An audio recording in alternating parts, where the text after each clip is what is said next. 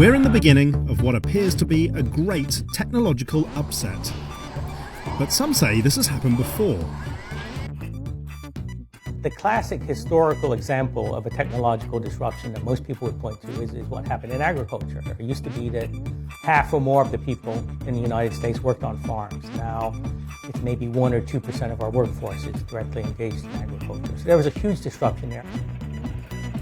The disruption was tools like the tractor and the combine. Modern equipment speeds up the work, makes it easier and more efficient too. And it hasn't stopped. We've always made machines that made us people better. Like today, a farmer can plow the fields for 150 hungry people. And barely has to lift a finger to do so. Machines, increasingly equipped with sophisticated machine vision and artificial intelligence, now plant, weed and harvest an ever-growing array of crops. And it isn't just the field work that's being disrupted. Today, robots are prepping, cooking and even serving us. Tasks that until recently only a human could perform.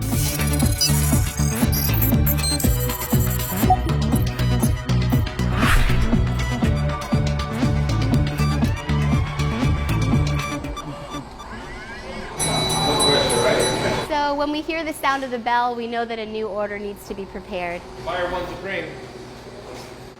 At Zoom Pizza, it's all about the fresh ingredients and the robots.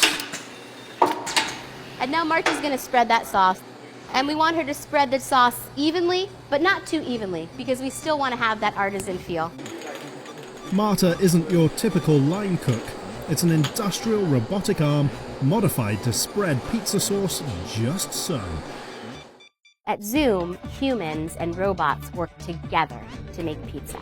The robots do the tasks that are repetitive, that are boring, that are unsafe, like sticking your hand in and out of an 800-degree oven.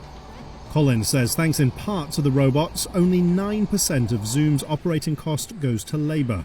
A typical pizza restaurant might spend 25% on workers. But Zoom insists it's not out to replace people with robots. Humans do the tasks that are human-centered, like cooking from scratch, preparing fresh produce, making sauce. And so this is how we're able to unlock human potential, to give people better, more satisfying jobs, and how we're also able to reduce some of our hourly labor costs so we can spend more money on high-quality ingredients for our customers. But to some employers, robots could be the perfect burger flippers as fast food workers demand higher pay.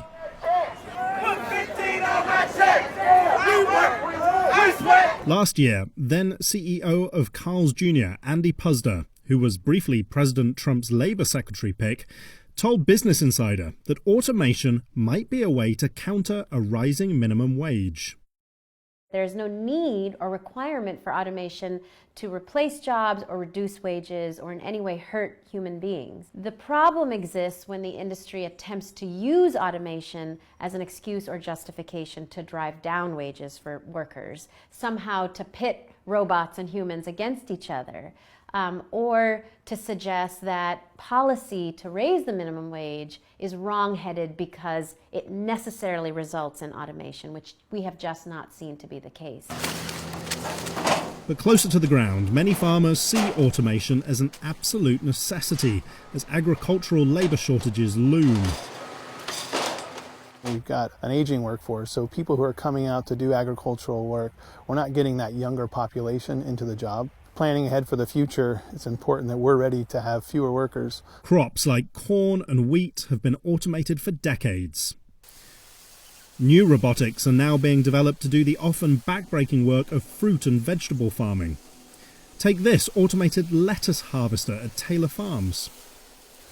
The idea around this equipment was really take the hardest part of the job out, which is the bending over and picking the lettuce. And so the automated harvester allows us to use water knives to pull the product off the bed tops and bring it up to a table where then it's inspected by human beings today.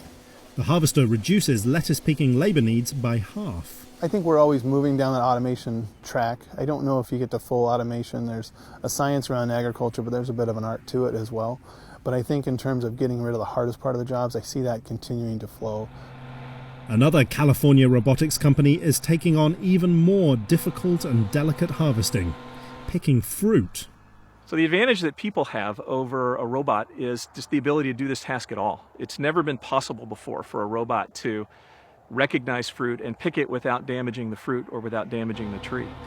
But this prototype robot harvester uses cutting-edge machine vision and artificial intelligence to precisely pluck apples from the tree.